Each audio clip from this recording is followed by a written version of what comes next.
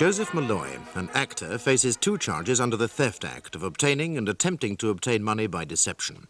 This arises from his alleged impersonation of Robert Randell, producer of the popular twice-weekly television serial Union Square. Joyce Farrington.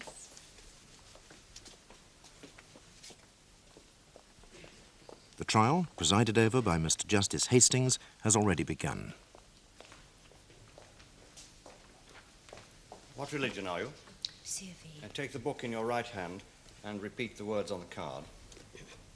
I swear by Almighty God that the evidence I shall give shall be the truth, the whole truth, and nothing but the truth.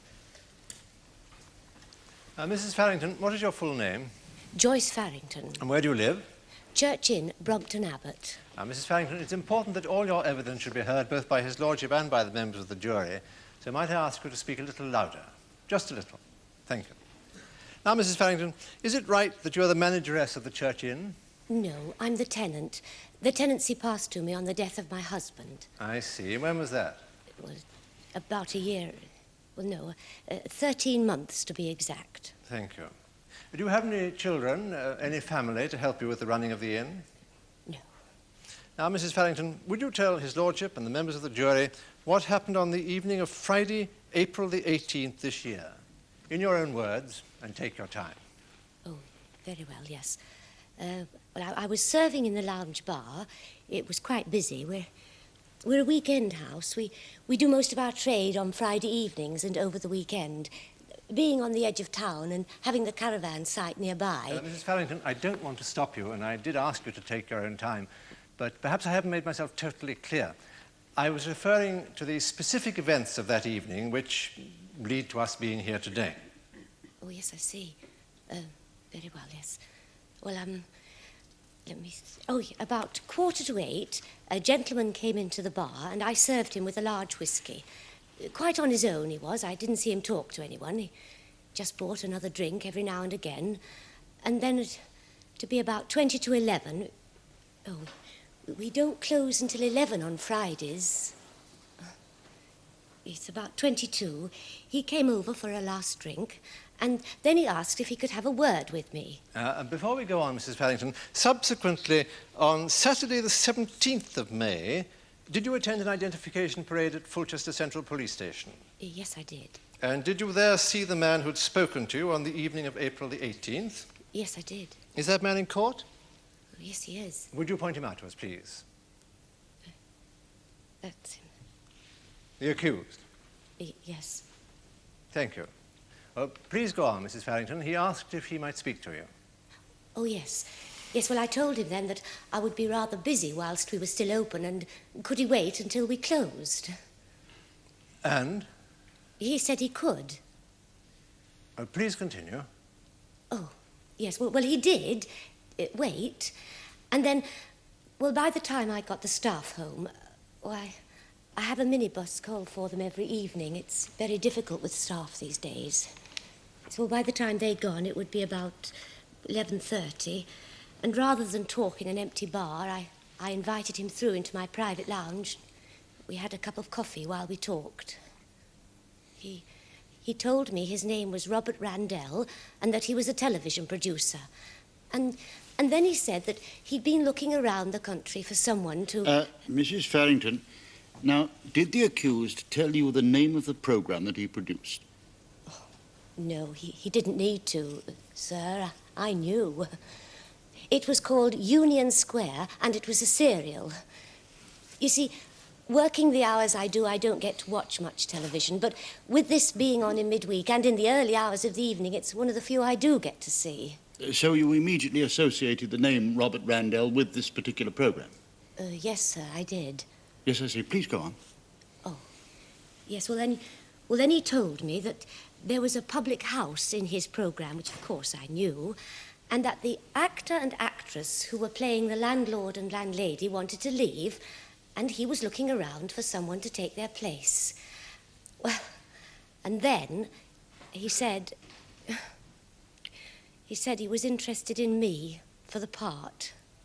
Well, I told him I wasn't an actress, but he said it didn't matter. You see, he said, Well, they'd had so many letters of complaint about the way that they worked the bar and, you know, the drawing pints of beer and things, well, that he decided to look around for real licensees and make them into actors. He was very plausible.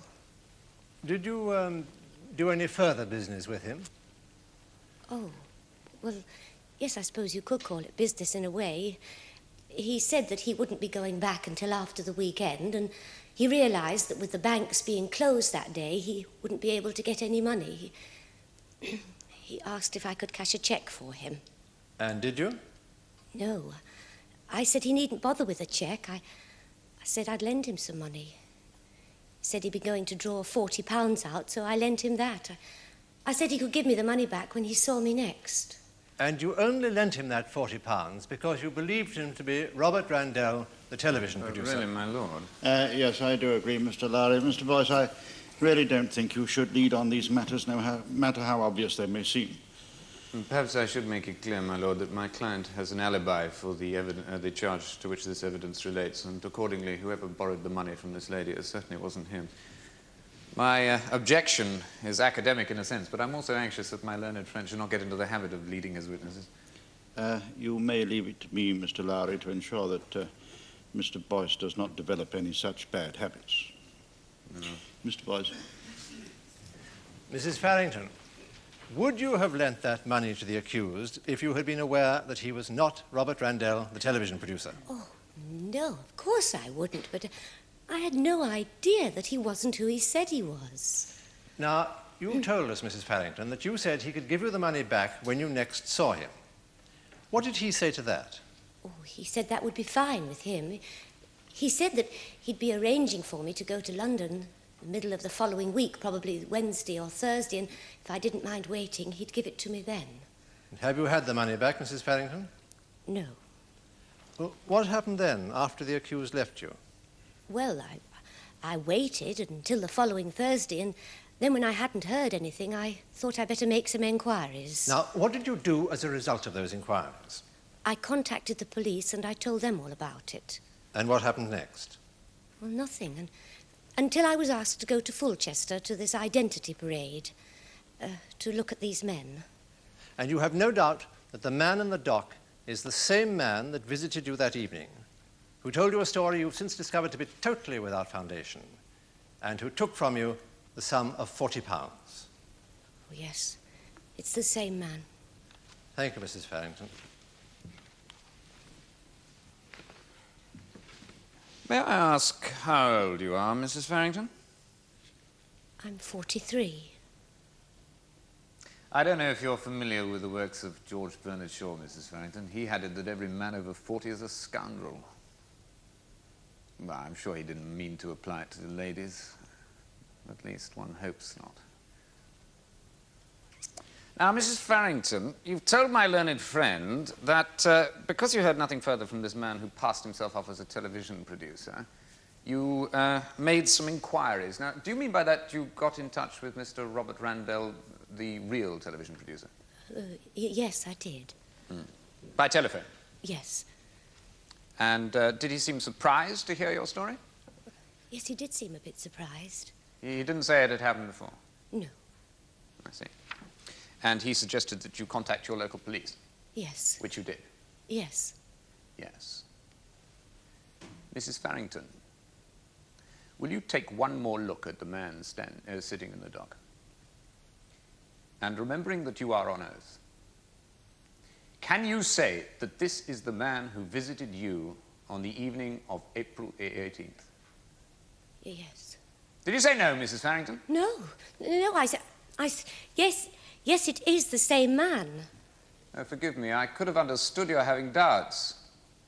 You see, the gentleman who's in the dock bears very little resemblance to the man that you described to the police, does he? Do you remember the description that you gave to the police? No, not exactly. Ah, well, you said, didn't you, when you first reported the matter? He was about 5 feet 11 inches tall, in his late 30s, with long black wavy hair curling over his ears, didn't you? Yes. Well, how is it now that you describe you say that my client is the man who deceived you? Look at him, Mrs. Farrington. Would you stand up, please, Mr. Malloy? Now, he is 5 feet 8 inches tall. He is 52 years old, with long black wavy hair curling over his ears, Mrs. Farrington. Well, I'm not very good at describing people. Aren't you? I suggest you're perfectly able to describe people. It's only when you came to identify my client that you defied your own recollection and your own description. Now, you also told my learned friend, and again I quote, that with the banks being closed that day, he wouldn't be able to get any money.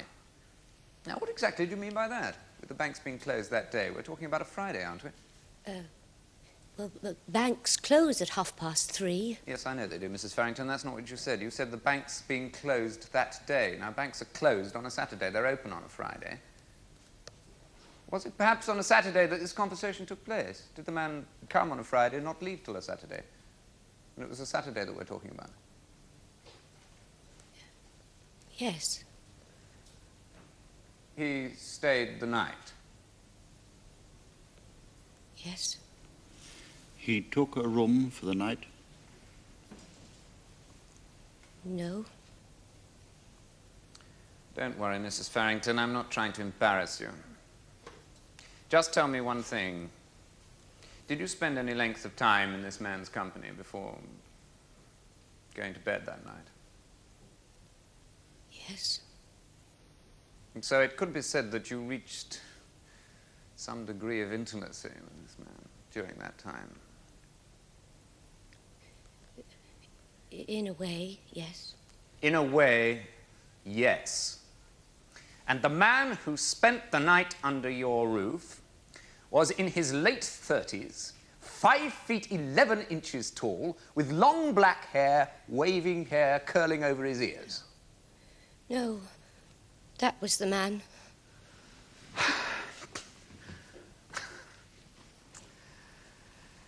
Mrs. Farrington, what did Mr. Randell say to you when he telephoned you on the Friday evening? I'm talking now about a month later. No, nothing much. He just called to tell me that they'd arrested a man, and he thought I'd like to know. He thought you'd like to know. Did he not ask you to do something for him, Mrs. Farrington? No. Did he not, Mrs. Farrington? Did he not say that you would be called upon to identify a man, and that he, Mr. Randell, would be most grateful for your help in getting rid of that man? Did he not ask you to identify the accused, whether or not he was the guilty party? And did you not do exactly as you were asked? That is, identify my client, even though he was not your deceiver. But he was. Look at him, Mrs. Farrington! Look at him! In his late 30s, 5 feet 11, long black wavy hair curling over his I've ears. told you, I'm not very good at describing people. You're not very good at anything, Mrs. Farrington. Not even lying. Now, Mrs. Farrington, some weeks after you had falsely identified the accused, Mr. Randell gave you a diamond ring, didn't he? Yes, but it was Yes, just thank you, as- Mrs. Farrington. That's all. Was this an expensive ring that Mr. Randell bought for you? Oh, no. I mean, I don't know how much it cost, but no, it wasn't an expensive one. And did he say why he bought it for you? Well, yes, it was to recompense me for my trouble, for what I'd lost, the £40. Yes, I see. Thank you. Now, Mrs. Farrington, let's get this quite clear and in the open. Did you sleep with the man who stayed with you that night in April? Oh, did you? Yes. Are you in the habit of sleeping with strange men? No. Or for that matter, with any men since your husband No. died? So, you had the very best possibility for observing that man during the night and the following day, and every reason for having a clear recollection of him. Is that man the accused? Yes. Why, then, did you describe him as you first did? I don't know. All right, Mrs. Farrington. I think we can understand. Thank you.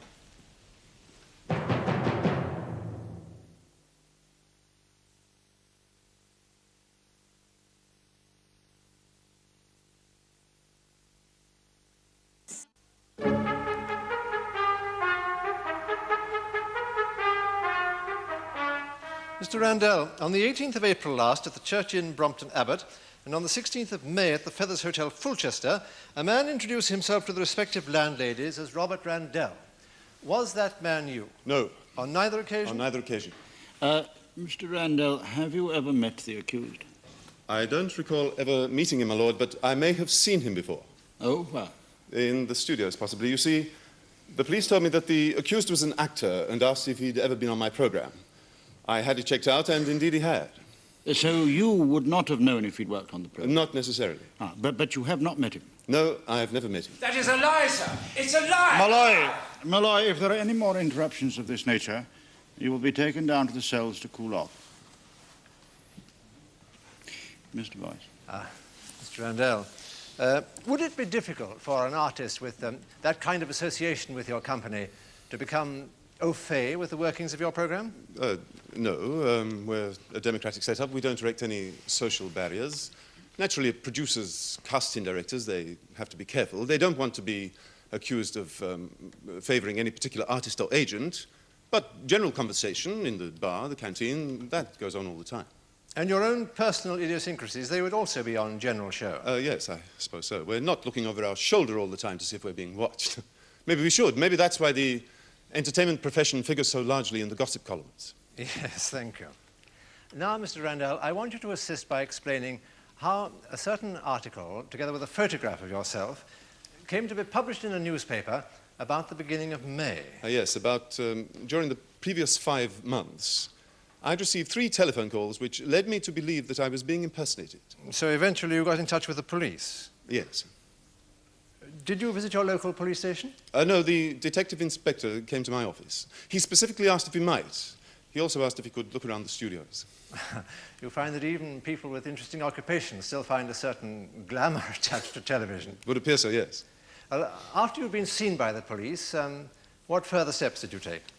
Well, it occurred to me that the impersonator seemed to favour public houses, so I contacted the Morning Advertiser. Ah, yes, the Morning Advertiser. Mr. Boyce, am I right in thinking that the Morning Advertiser is the daily newspaper of the licensed fiddling trade? You are indeed, my lord. I believe it has a wide circulation amongst the public houses of the country, and the allied trades, of course. Yes, I thought so. I just didn't want the jury to confuse it with the Morning Star. Indeed, my lord. Now, Mr. Randell, you contacted the Morning Advertiser. Yes. What happened as a result? Well, they agreed to publish my story and a photograph so that if anybody went into a pub pretending to be me, the licensee would have a photograph to check it against. Why was it necessary to publish a photograph of yourself? Are you not a public figure? Not in the same way that the regular members of my cast are public figures. They can hardly go anywhere in Great Britain without being recognized, but outside my normal circle of friends, few people know me by sight. But you are known to a vast number of people by reputation. You do get a good deal of publicity. Yes, and I don't object to that. I regard publicity as an essential ingredient in our business. I take it, Mr. Randell, though, that this article and the photograph were not done as a publicity stunt. Oh, decidedly not, Your Honour. I'd given the matter a great deal of thought. And it occurred to me that if this man was passing himself off as me over a great deal of country, well, it could not only harm me, but also the programme. Mr. Randell, what harm do you consider it could have done to you personally? Well, that's rather difficult to assess. I like to think we all possess a certain amount of integrity. Take drink, for instance. I like a few drinks, but I don't like the thought of being seen drunk in public. Well, for all I knew, he could be going around saying he was me and being stoned out of his mind. We're subject to a great deal of gossip. I could be acquiring a shady reputation by proxy. A most unsatisfactory method. Yeah, and not only that. From what I've heard, he was very successful with the ladies. Well, that coupled with... Well, it appears he was having a far more interesting life pretending to be me than I was having being me. My lord, listen to with a great deal of patience this very poignant account of this witness's jeopardy, but we are gathered here to hear evidence relating to charges brought under the Theft Act, not to absorb some rambling account of this witness's anxieties. Yes, I don't think it's necessary to go into all this at quite such length, Mr. Boyce. Very well, my lord. Mr. Randell, to return to the Morning Advertiser, did the photograph subsequently appear? Yes, it did. They were most helpful. The photograph and my article appeared on May the 15th. Which was a Thursday? Which was a Thursday. And did you have to wait long for a reaction? Not long at all. As it happened, a man was detained on the following day, on the Friday. Thank you, Mr. Randell. Now, if you'll perform one last service for us, could the witness be shown Exhibit 1, please? Do you recognize that photograph, Mr. Randell? Yes, this is a still from Union Square. That was to mark our 500th episode. We wanted a group photograph, and that was it. Are copies available to the public? Not of that one. No, there are photographs available on request, but not that one. There'd be a few copies around the office, nothing more. Locked away? Not necessarily, no. And the office itself, is that kept locked? Some of the evenings, yes. I'm afraid we're rather lax about that. Confidential papers, that sort of thing, they're locked away in filing cabinets, of course, but the office remains open most of the time. Thank you, Mr. Randell. Oh, Mr. Randell, this serial of yours, Union Square, you say it's been going on for several years? 7. 7.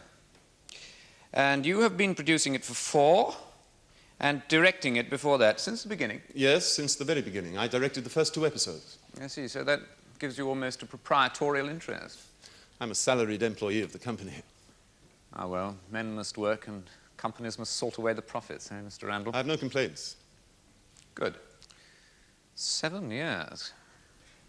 I wish I could say that I'd enjoyed your program, Mr. Randell, but unfortunately I don't think I've ever seen it, not consciously at least. It may be a professional bias, but I prefer fact to fiction. Not surprised to hear you say that. Though, you know, judging from the number of people who say the same thing, it's a constant source of wonder to me why Panorama isn't top of the ratings every week. And to me, Mr. Randell. And to me. Perhaps your system of audience measurement is at fault. Now, Mr. Randell. Randell. What was that? My name is pronounced Randell. Oh.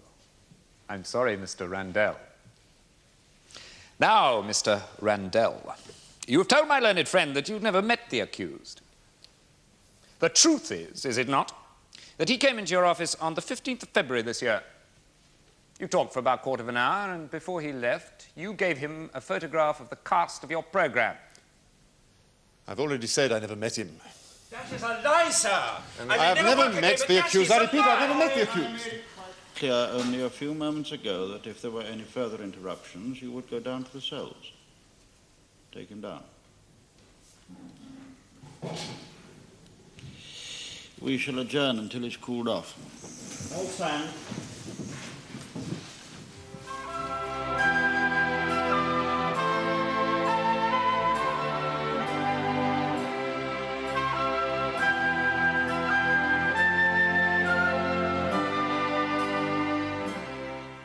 The jury is composed of members of the general public. The case of the Queen against Malloy will be continued tomorrow in the Crown Court.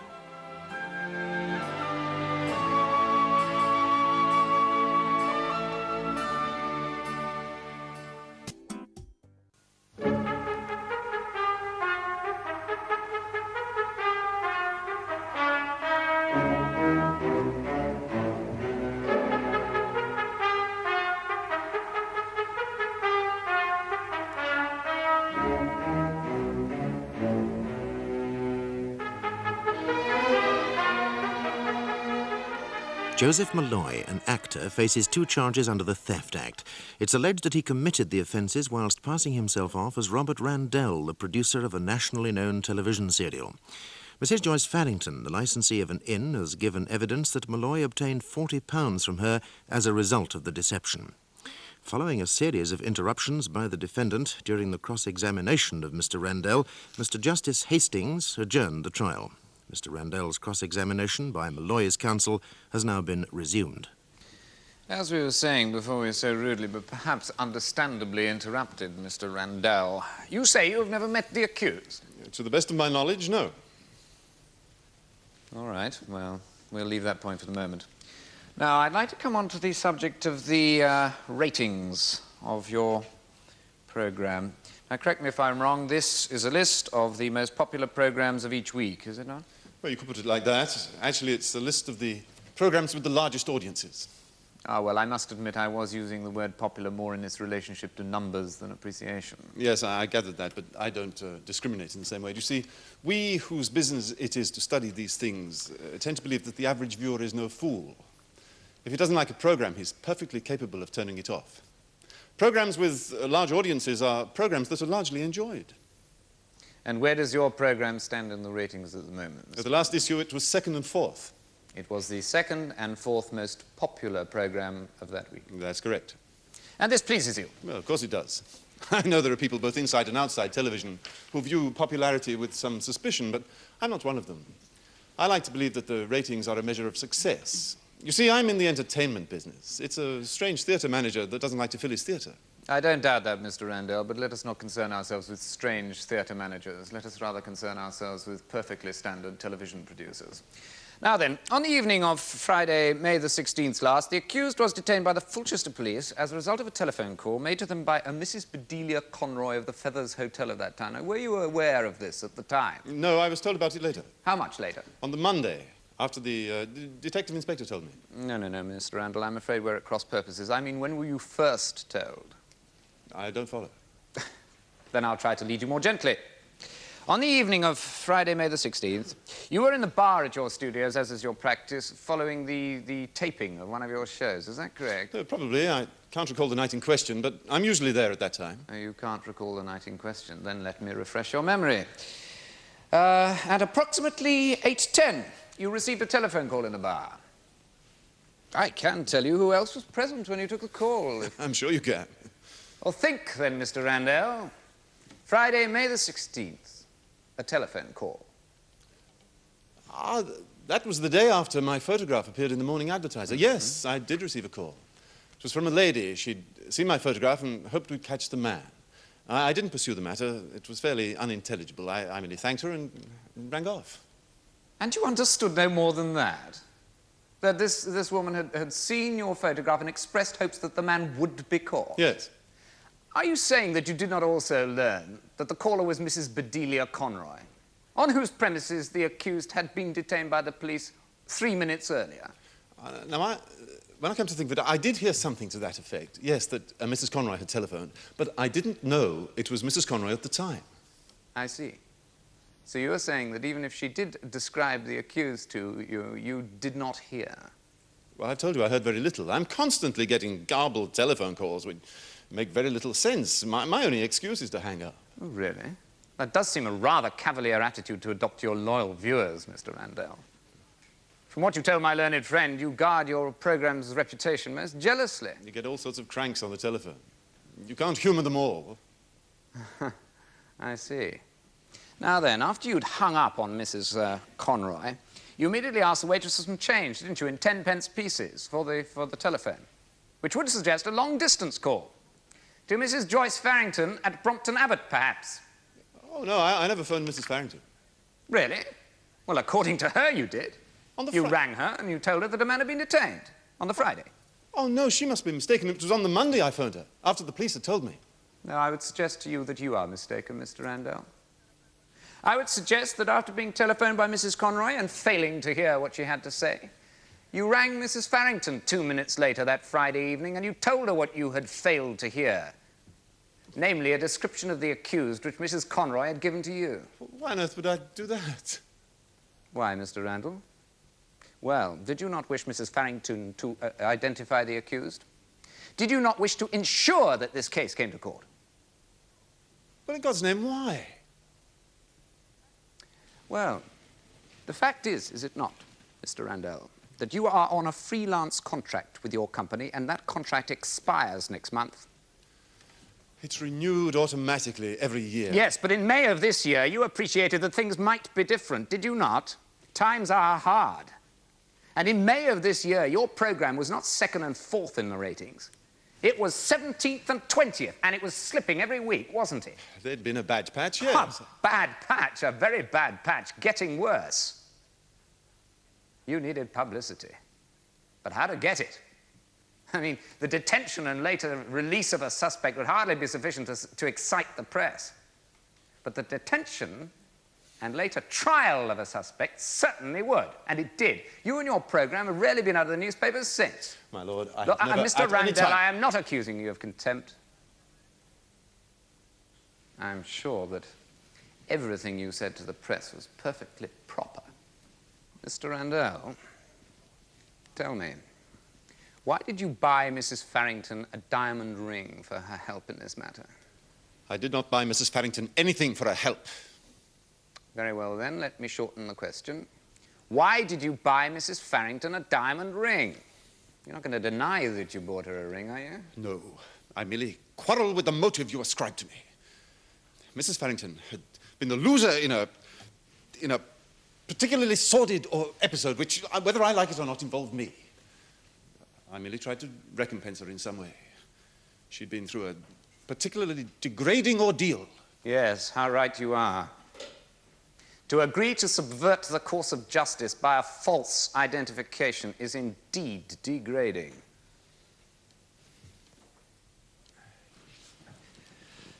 Why didn't you mention this business of the ring before?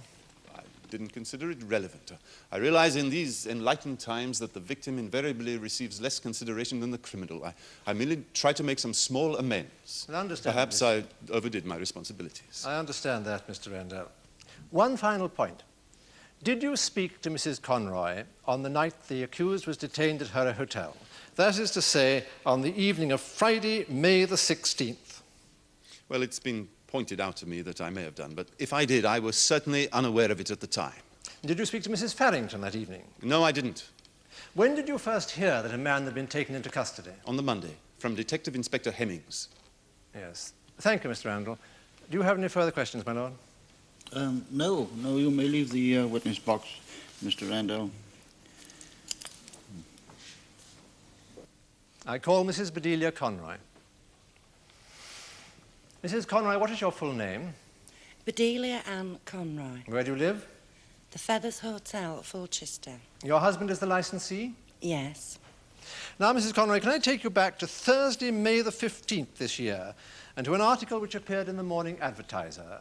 You do subscribe to that journal? Oh, yes, we've always had it. Well, on that day, there appeared an article of particular interest. Could you tell us about that article? Well, it just said that if someone came into your public house and he said his name was Robert Randell, that we had to ring the police. Just that, Mrs. Conroy. Supposing the real Robert Randell came into your hotel. Ah, well, it wouldn't have been the real one, because there was a photograph in the paper. Well, it could have been, but we'd have known, because he'd look the same as his picture. It was only if he didn't look the same as his picture that we had to ring the police. I see. There was a photograph of the real Robert Randell in the paper. Now, can you see Mr. Randell in court? Oh, yes. He's there. What happened the following day? In the evening, do you mean? Yes, in the evening. Well, it was my husband's night off. He goes to Legion Fridays, and it was about 7, perhaps 15:15. You know, I can't be right at the minute. And this man comes in and buys a drink, and he starts talking. Well, he was a stranger to the neighbourhood, he told me. And before I knew where I was, he'd asked me to change a cheque. Well, I don't usually, and I told him. So then he said, well, if it helps, my name is Robert Randell, the producer of Union Square. Well, it clicked. I mean, it would, wouldn't it? It were on it day before. Did he produce a checkbook, Mrs. Conroy? Yeah, he did. And did you happen to notice which bank issued the checkbook? It was the Midlands, same as mine and Mr. Conroy's. So what did you do next, Mrs. Conroy? Well, I thought to myself, now, what should I do? So I said, excuse me, and I went through into the back, and I got the paper. It didn't look a bit like the photograph, so I rang the police. And then what happened? Well, I was a bit frightened, you know, Mr. Conroy not being at home. So I stayed in the back till I heard the police car arrive, and then I went through into the bar, and there were these 2 young policemen talking to him. Well, they asked me about it, and then they just took him away. Is that man in court, Mrs. Conroy? Oh, yeah, that's him. Now, did anything else of importance happen that evening? Yeah, well, about half an hour after they'd taken him away, the telephone rang, and it was a woman asking for Mr. Randell.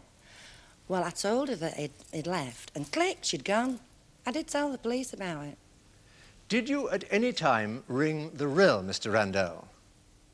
Yeah, well, just after they'd taken him away, I thought I'd ring him up and let him know, because it's a favourite programme of mine is Union Square. I did write to them about 2 years ago, asking for some photographs. Sent them straight back with a very nice letter. So I had the phone number. Well, the noise on the end of that line, I had to shout. And, I just said that we'd caught the man, and I did hear him say, thank you. And I'll say it too. Thank you, Mrs. Conroy. Mrs. Conroy, now tell me, can you remember the accused's exact words after he broached the subject of the cheque? Now, you said that you don't normally cash cheques, and then he said... Yeah, well, he said, well, if it helps, I'm in television. And then he said something right funny. He said, not that it cuts much ice with some people. Yeah, that's what he said. Not that it cuts much ice with some people, but my name is Robert Randell, the producer. Now, think most carefully, Mrs. Conroy. Are you absolutely sure that he said the producer? Oh, yes. Now, let me put something to you, Mrs. Conroy. Suppose someone were to come into your bar and introduce himself with the words, I'm Robert Randell, I'm in television. You'd automatically assume that he was the producer of Union Square, wouldn't you? Well, yeah. Yeah.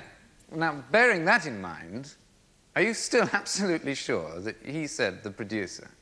Oh, yes. Definitely? Definitely. When you telephoned Mr. Randell that Friday night, Mrs. Conroy, did you describe the accused to him? I can't remember. I don't think so. You can't remember? Well, it is a long time since. Oh, yes, it is, but that doesn't seem to have prevented you remembering a great deal about that evening, including the accused's exact words. May I suggest to you that you did describe him, and described him most accurately? Oh, no, I can't have done that, because I only saw him for a minute. Oh, you mean after he said that he was Robert Randell, you left it? Yeah, I did tell the other gentleman. So you don't think that you could have given a good enough description for, say, someone to have picked him out of a crowd of people? Oh, no. Was your bar empty that night, Mrs. Conroy? Oh, we're quite busy Fridays. It's pay night, you see. So it can't have been very pleasant for you to have the police walk into your crowded bar. No, I did think about that. I mean, most of them are quite nice to me, but they do tend to frighten folk off. Well, I'm sure they don't mean to, Mrs. Conroy. Now then, you told the other gentleman that you stayed in your sitting room until you heard the police car, right? Yeah, that's right. And when you came back into the bar, the police were talking to the accused. Yeah. Why? Pardon? Why were they talking to the accused? Why weren't they waiting for you to come through and identify him? Oh, well, I think I did tell them what he looked like, over the telephone. In sufficient detail for them to be able to pick him out of a crowd. I must have done, mustn't I? Yes. You must indeed, Mrs. Conroy.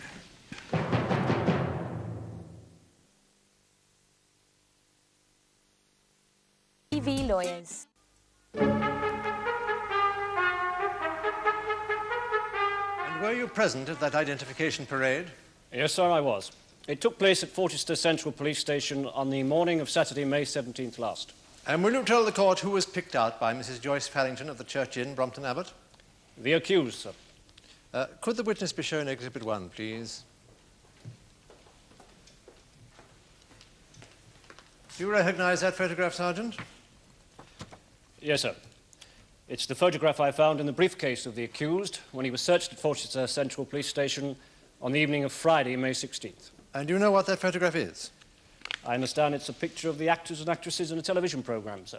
Union Square. Thank you, Sergeant. It has been identified as such. Are you saying that the accused made no statement whatsoever? Yes, sir.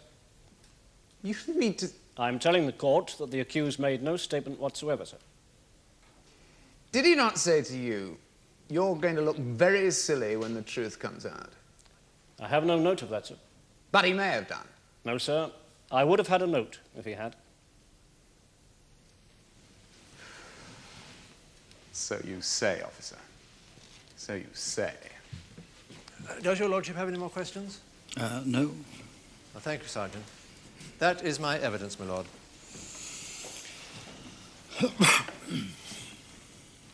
I call Joseph Malloy.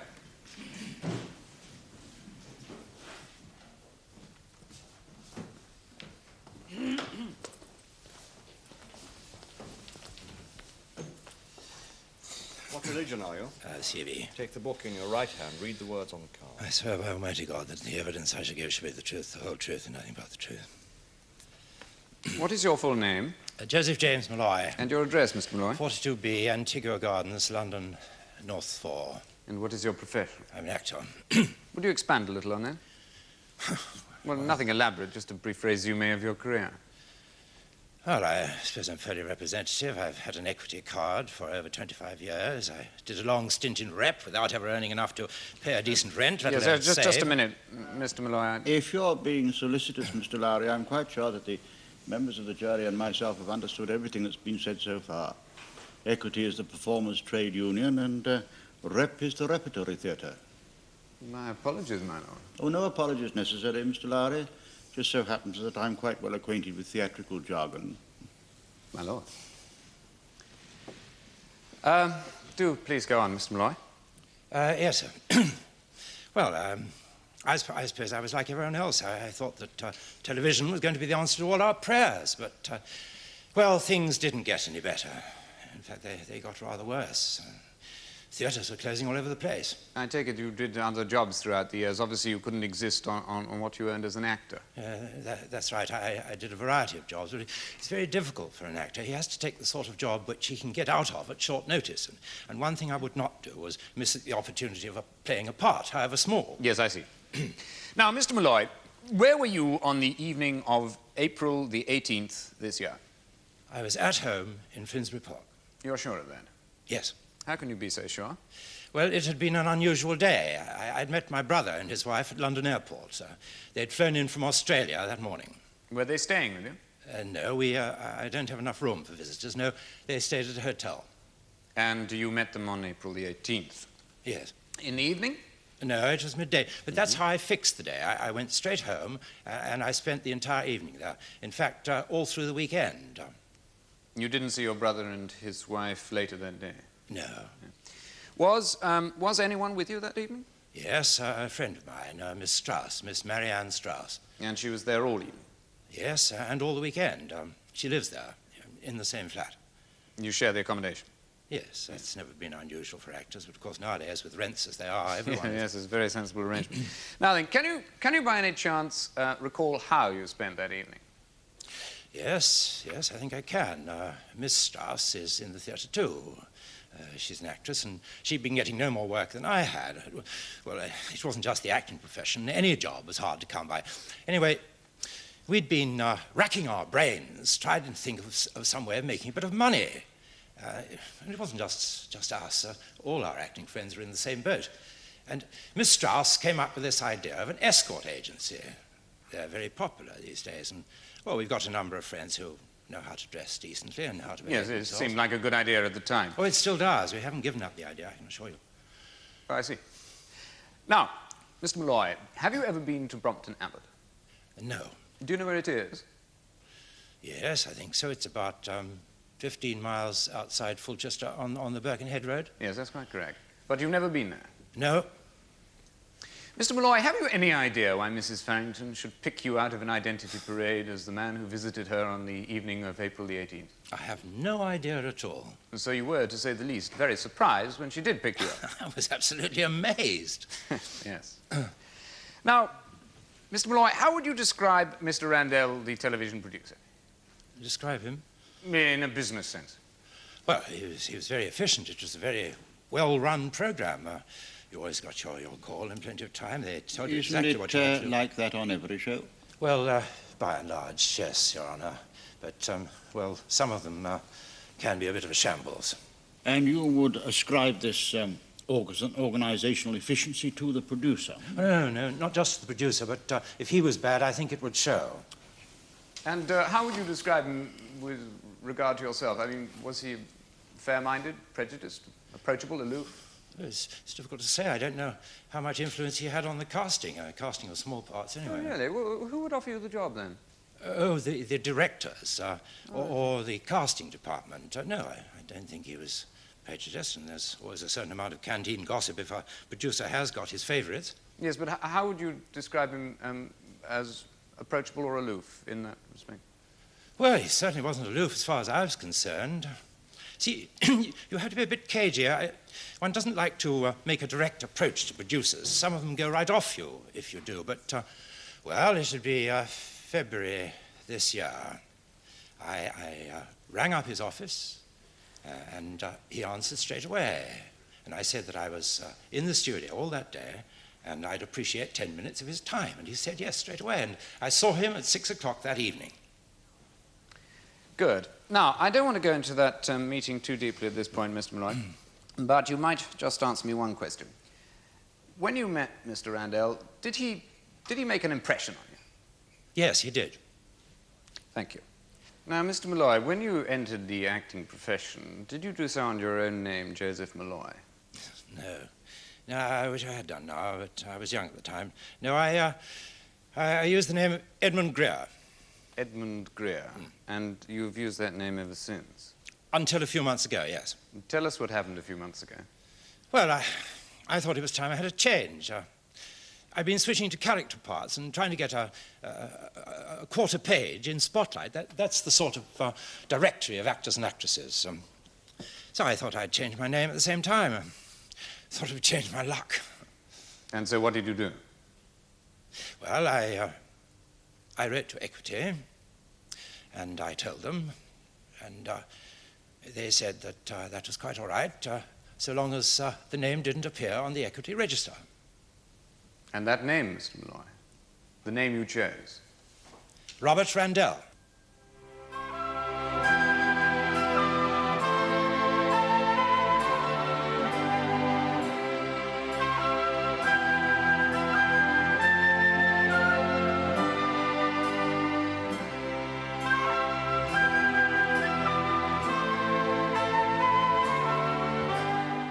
The jury is composed of members of the general public. The case of the Queen against Malloy will be concluded tomorrow in the Crown Court.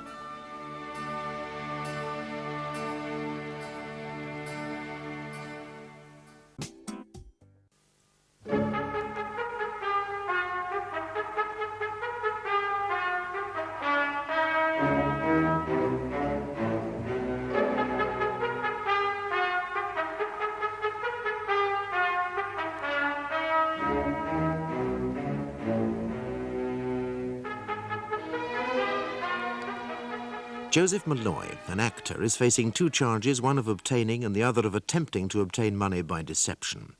It's alleged that he represented himself as Robert Randell, a television producer. It's been suggested to and denied by Mr. Randell that he passed on a description of the accused, alleged to have been given to him by Mrs. Bedelia Conroy, the second victim, to Mrs. Joyce Farrington, the first victim, in order that she might identify Malloy and so bring the case to court, a course of events attractive to Mr. Randell for the publicity which would accrue to his programme.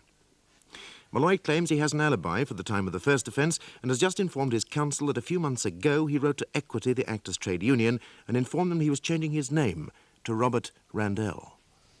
And you were allowed to do this? No problem at all. Equity checked, and they told me it was in order for me to use the name. And you used it from that point? Well, in a way, yes. I tried to get accustomed to the idea by introducing myself to people as Robert Randell. I hadn't written any official letters using the name. I had no call to, except, of course, the letters to Equity and Spotlight. And why did you choose this particular name, Mr. Malloy? Well, as I said before, Mr. Randell had made an impression upon me. Struck me as being a good name. So you could say that it was almost as a compliment to Mr. Randell that you chose to assume his name? Well, yes, not just as a compliment. It was a good name in show business. I worked it out this way, that if that name was under my picture in Spotlight, it might make the odd casting director stop and wonder if it was Robert Randell, the producer. They soon find out that it wasn't, but anything that makes them stop is a good thing. Yes, I see. Now, Mr. Malloy, you're here to answer two charges. The first alleges that on the 19th of April last, you dishonestly obtained from Mrs. Joyce Farrington £40 in cash. It is alleged that this offence took place at the church in Brompton Abbot and that it arose from a meeting with Mrs. Farrington on Friday, the 18th of April, the previous day. Now, where were you on Friday and Saturday, the 18th and 19th of April? I was at home in Finsbury Park. Were you alone? No, I was with a friend. Marianne Strauss? Yes. Thank you. Now, let us turn to the second allegation.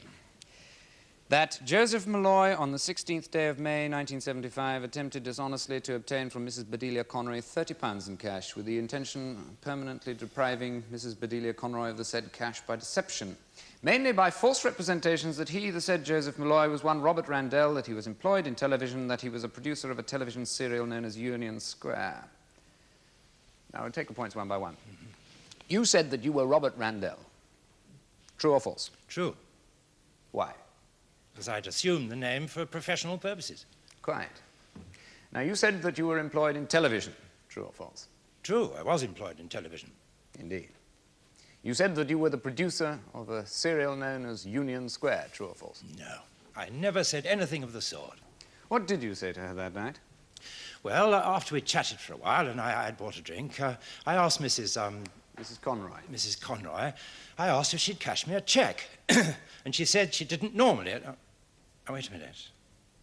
She asked me my name. She said, I don't normally, Mr.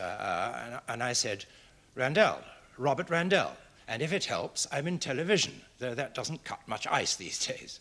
Yes, the lady remembered the joke. I didn't mean it as a joke. Oh, I'm sorry. And that was as far as it went? Yes. You said nothing about being a producer or having any association with Union Square? Nothing, no. She said, would I wait while she went and asked? And I did, and she went. And the next thing I knew, I had a policeman either side of me. And you uttered not one word, nor took any action in any way intended as a deception? No, sir, I did not. Thank you. Now, let's go back to your meeting with Mr. Randell, Mr. Malloy. Now, you've told us that you rang for an interview one day in February last. You spoke to Mr. Randell, and he agreed to see you at 6 o'clock that evening. Yes, I went up to his office at 6 o'clock, and there was no one in the outer office, so I knocked on the door, and he said, come in, and I went in. And I was there, I suppose, about a quarter of an hour. Yeah, and why did you ask for this interview in the first place? Well, it was to follow up a line that I'd been given in the last show. It wasn't very much, but so often I've seen people taken on as regulars who've started in this way, with just one line. You can make quite an impression with one line, and, well, I wanted to see if I had. I see. And do you have any idea why Mr. Randell should deny that this meeting ever took place? No idea whatsoever. The meeting ended quite amicably, then? Yes. Yes, before I went, I asked if he had a group photograph of the cast that he could let me have. And he said so straight away, and he opened the drawer and he gave me one. I see. May the witness be shown Exhibit 1, please?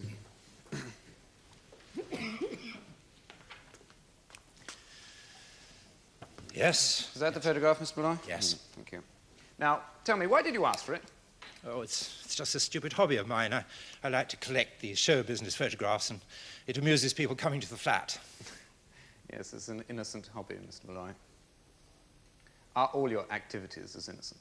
Yes. Would you describe yourself as an honest man, Mr. Malloy? Well, yes, I would.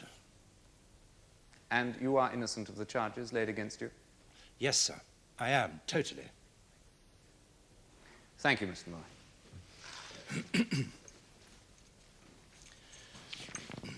Now, Mr. Malloy, you're telling the court that you were not in Brompton Abbot on Friday, the 18th of April, that you did not meet and subsequently sleep with Mrs. Joyce Farrington of the Church Inn in that village, that you did not take £40 in cash from Mrs. Farrington, and you did not, throughout, pass yourself off as Robert Randell, the television producer.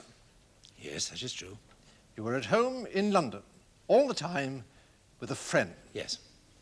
Yes. How good a friend is Miss Strauss? Well, we've known each other for over 10 years. Known each other? Well, very well, intimately? Well, we've lived together for a good long time. There's bound to be a certain amount of intimacy. Yes, indeed there is. Bound to be a degree of loyalty, too. Yeah. And you were with Miss Strauss the entire time? Yes. Now, tell me, Mr. Malloy, do you and Miss Strauss, how shall I put it, go Dutch? Share expenses as far as the flat is concerned? Yes, more often than not. More often than not. The trouble is that Miss Strauss has had no full-time employment for the past 2 years, has she? She's been drawing Social Security. I don't know when she had her last part. So how do you go Dutch, Mr. Malloy? You provide the money and she provides other little services like alibis? You had plenty of time to think up this little charade, hadn't you? I don't know what you mean. Well, released on bail, straight to the loyal Miss Strauss, and a nice little story cooked up long before you had to give notice of the alibi. What was it you told my learned friend? You and she had been racking your brains trying to think up some way you could make a bit of money. And you came up with one, didn't you? £40 from Mrs. Farrington and almost another 30 from Mrs. Conroy. I wasn't there. You weren't where, Mr. Malloy? At Mrs. Farrington's. Oh, we know. We have your word for it. We know. And no doubt we shall also have the totally unprejudiced word of a lady who has lived with you for several years and for whom you provide. Yes, we know. But you were at Mrs. Conroy's hotel, weren't you? Or are Mrs. Conroy and the police as wrong as Mrs. Farrington was in identifying you? But let's progress. Let's move on to Mrs. Conroy's. In fact, there wasn't enough money in your account to meet that cheque if she'd accepted it, was there? I'd been expecting some money to be paid into my account. Oh, were you? What money was that? Well, I'd done some voiceovers for a couple of commercials and, a few months previously, and I was on repeat fees, and normally they would have been repeated. But as it so happened, these weren't. As it so happened, they weren't. How disappointing for you. And at a time like that. What were you doing in Fulchester, Mr. Malloy? I was looking the place over as a centre for the escort agency. London rents are a bit high, to say the least. And as you say, there wasn't much money about. No. Why did you choose the name Randell, Mr. Malloy? I've already explained why. I know, I heard you. And I was hoping you might depart from your usual practice and tell the truth for once. Shall I tell you what the truth is, Mr. Malloy? You chose Randell as an insurance policy. You said to yourself, or perhaps to Miss Strauss, supposing I'm caught, what a marvellous thing it would be if I could say that I was known as Robert Randell. That would really throw them, wouldn't it? Then, in spite of Mrs. Farrington's identification, in spite of my alibi resting on the word of a lifelong friend, and the cheque that would have bounced sky high, and the photograph of the cast of Union Square ready at hand as a further proof of my false identity. I was given that photograph. Were you? Step by step, Mr. Malloy. You went up to Mr. Randell's office one evening at 6 o'clock. There was no one in the outer office. You knocked on Mr. Randell's door.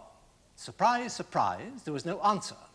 So you walked in, you picked up that photograph, and you walked out. Well, what was it doing in your briefcase? Mr. Randell gave it me. In February. It was still in your briefcase in mid-May.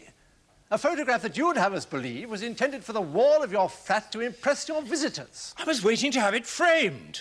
Oh, you were waiting to have it framed. I can see no reason whatsoever in wasting any more of this court's time. Mr. Malloy, I won't keep you long. Tell me, how would you describe your financial position over the last 10 years? Unsound. Unsound. But you've managed to pay your way in the end. You have no debts, you have no angry creditors searching for you. Well, if I have, they've had every chance to find me. I've been at the same address for 6 years. Thank you, Mr. Malloy. Does your lordship have any further questions? Mr. Malloy, do you deny that you offered a cheque to Mrs. Conroy? No, my lord. And that would be for £30? Yes, my lord. Now, could you have backed this cheque up with a banker's card? No, I've never had one, my lord. Oh, from choice? Yes, it might have been just a little bit too tempting. Yes, I see. Thank you. You may go back to the dock. Thank you, my lord. I call Marianne Strauss. What is your name and address, please?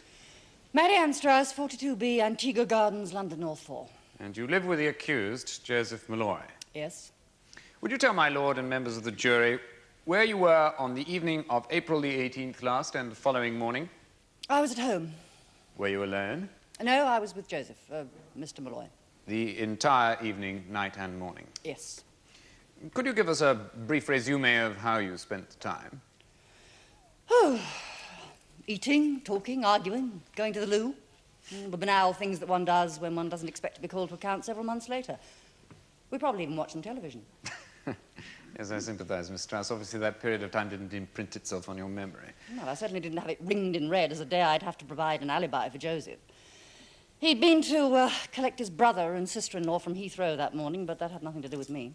Now, are you aware that Mr. Malloy, the accused, gave notice of alibi for the period in question and made a declaration that you were with him at that time? Yes, I'm aware of that. And you are saying that this is a true declaration? Well, I certainly had that impression. And before you remind me, I do realise I'm under oath. So if the question is, was Joseph Malloy the accused with me on the evening, night and morning of April the 18th and 19th of this year, the answer is yes. Thank you, Miss Strauss. Now, Miss Strauss, did you telephone Mr. Malloy at the Feathers Hotel, Fulchester, on the evening of May the 16th last? Yes, I did. Why, Miss Strauss? Because I wanted to give him a message. What was the message? I'll tell you. I'd seen in the current edition of Television Today, or the stage, if you prefer it, that the BBC were planning a new classical series. Joseph has the kind of bearing that suits the classics, and the producer was an old rep buddy, so I thought he ought to follow it up, but fast. So I phoned to tell him. I see. But you didn't, in fact, speak to him? No, the stupid woman mumbled something about him not being there and left me holding the phone, so I rang off. Now, why did you ring the Feathers? Because I thought that's where he would be. Well, he'd say he might stay the night, and he picked that one out of the AA book, so rather cleverly, I thought that was where I phoned. Thank you, Miss Strauss. I see you wear a wedding ring, Miss Strauss. Yes, I do, and not for the benefit of hotel receptionists. I married Mr. Malloy in 1968. You married Mr. Malloy? Why? Is it against the law?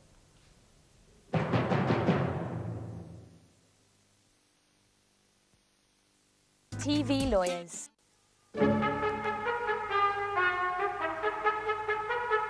Are you telling this court that you are married to the accused? No, most certainly I'm not. You asked me about the wedding ring, and I told you I married Joseph in 1968. Had you allowed me to finish, I would have told you that I divorced him in 1971. Not that we didn't get on. The reason we divorced, although we kept it from the divorce court, was incompatibility with the Inland Revenue. The government, in its wisdom, had made it more financially attractive to live in sin. Now, there was very much sin, but at least we were £1 or £2 better off. Miss Strauss, this is not a theatrical performance. We are interested in the simple truth without any staging.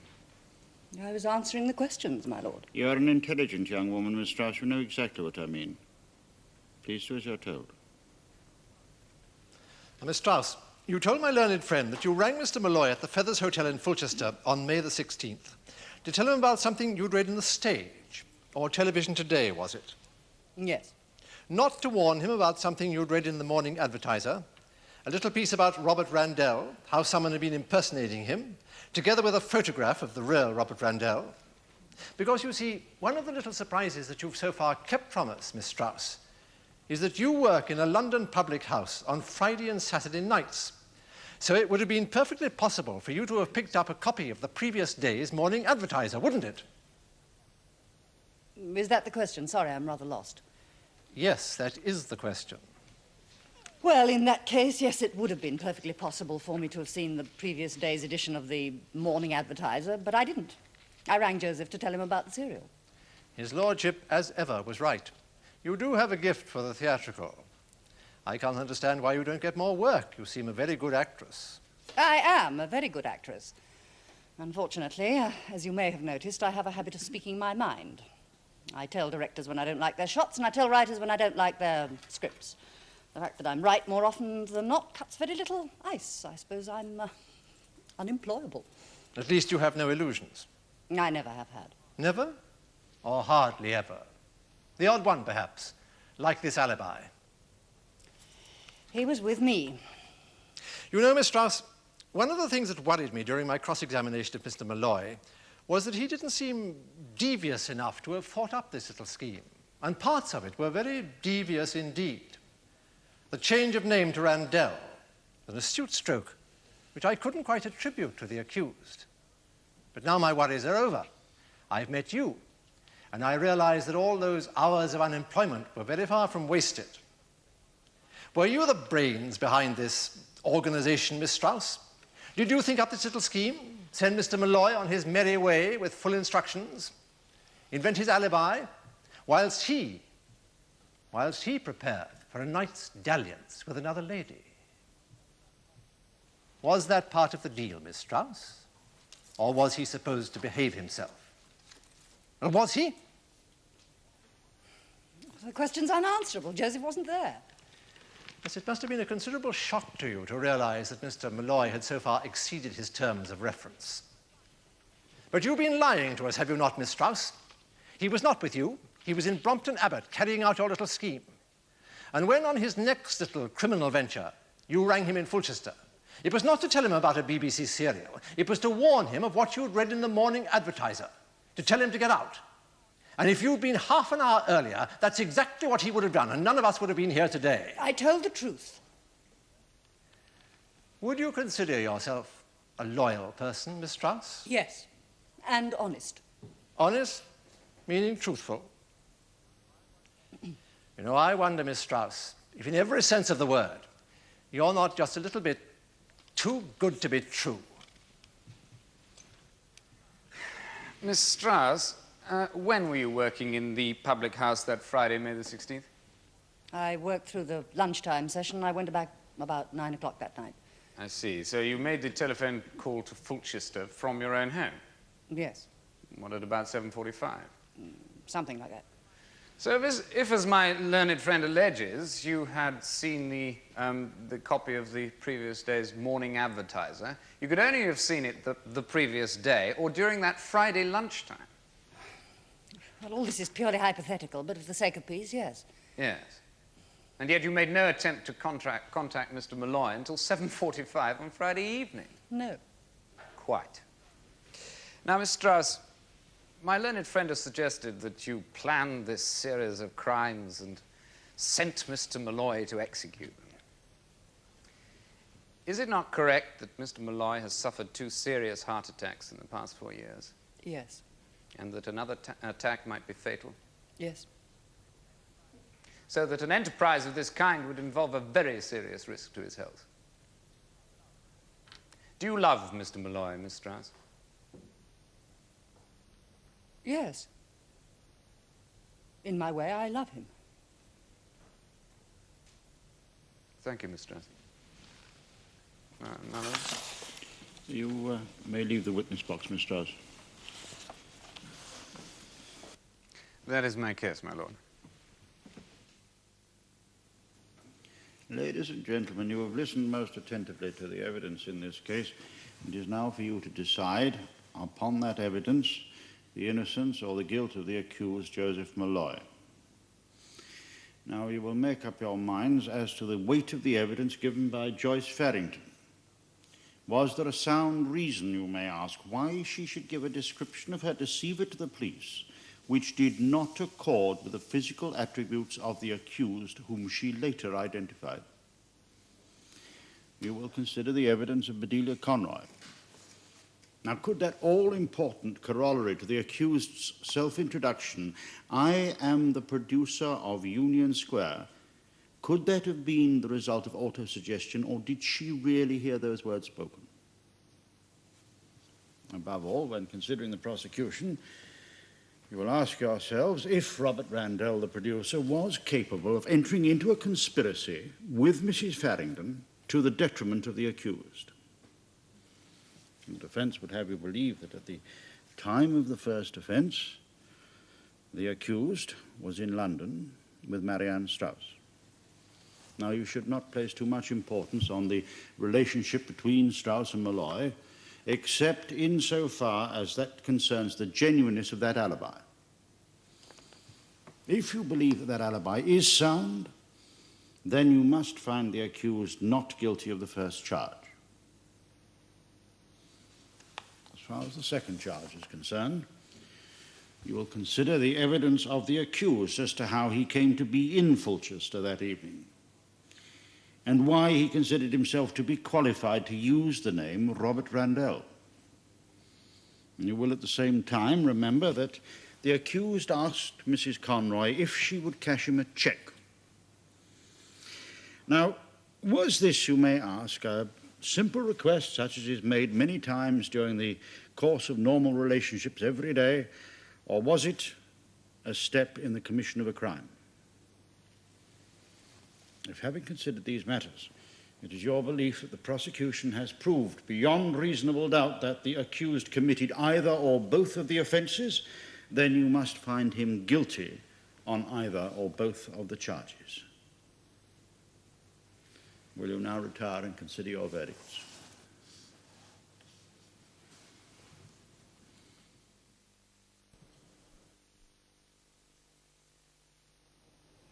Will the foreman please stand? Just answer this question, yes or no. Have you reached a verdict on the first count on which you are all agreed? We have. On the first count, you find the defendant, Joseph Malloy, guilty or not guilty? Not guilty. On the second count, you find the defendant, Joseph Malloy, guilty or not guilty? Guilty.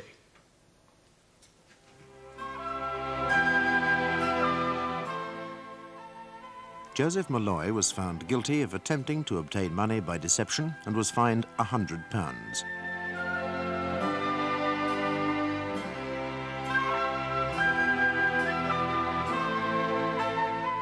The jury in this case was composed of members of the general public. Our cameras will return to bring you another leading case in the Crown Court.